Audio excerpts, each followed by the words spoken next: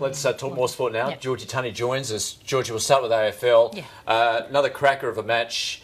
The D's coming out on top. They're back. They are back. They're up to number 5 on the AFL ladder, guys. Arguably the most informed team of the AFL this season currently. And that is because they keep pulling off these spectacular wins. They have done something which they haven't managed to do in 15 years, and that is defeat the West Coast Eagles at Subiaco. The last time they won at Subiaco was 13 years ago against your Dockers, Andrew.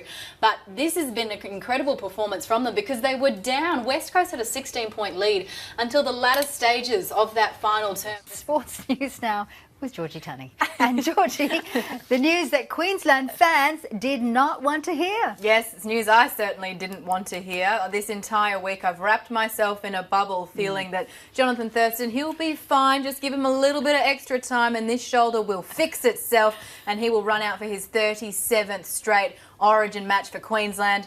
Not happening. Those dreams were dashed this morning, quite rudely, Fauzia. A devastated Jonathan Thurston has been ruled out by doctors from playing in the State of Origin opener on Wednesday night.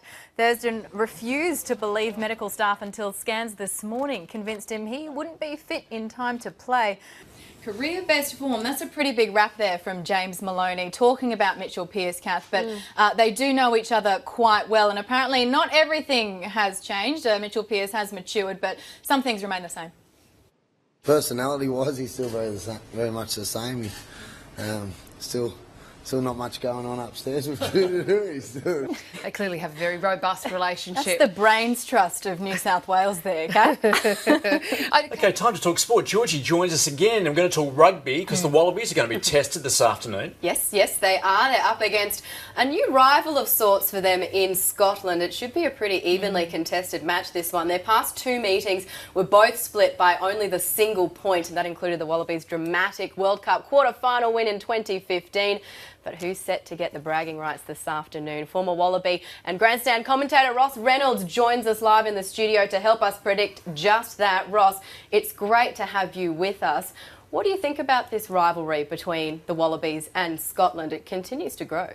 It's been dramatically close. I think 5 of the last 6 have been decided by less than 6 points. All right, Georgie, talking of dazzled, certainly the Swans dazzled their supporters last night.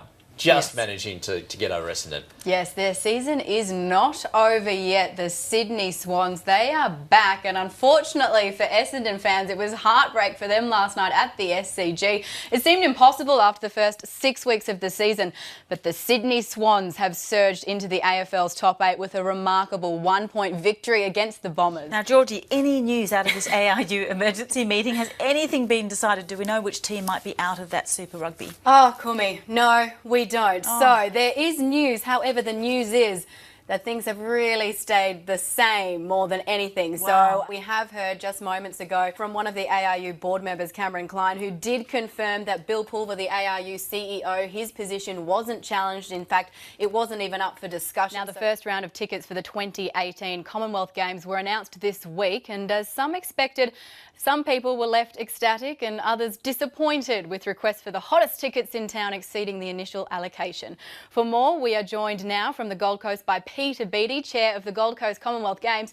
Peter, a very warm welcome to you to Weekend Breakfast. Now, we saw over 1 million requests for tickets lodged last month for the Commonwealth Games there at the Gold Coast. There's a lot of interest in this event. How exciting has that been?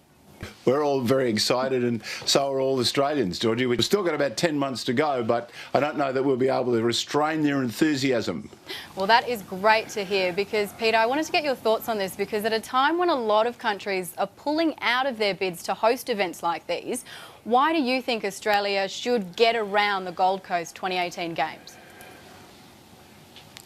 Well, I think there's a number of reasons, and you're right, of course, Georgie. I mean, you take the Olympics, they're incredibly expensive. The US Open, and I wanted to have a bit of a look here, though, at what we have to say is the round of the day, moving day. It's lived up to its name for one American in particular, Justin Thomas. You can't miss him on the course. He is in fluoro pink pants, and it really did help him out. He carded 9 under 63, which is the best solo round of golf in the US Open's history. He had birdies on the 1st, 2nd, 5th, 7th, 8th, 9th, 12th, 15th, 17th holes, and then an eagle on the 18th just to rub it in. He made it look look very, very easy. It's made even more remarkable because he did have 2 bogeys on that card, but just because of that sublime putting, they didn't matter at all. So he is out in front, 11 under overall at the moment.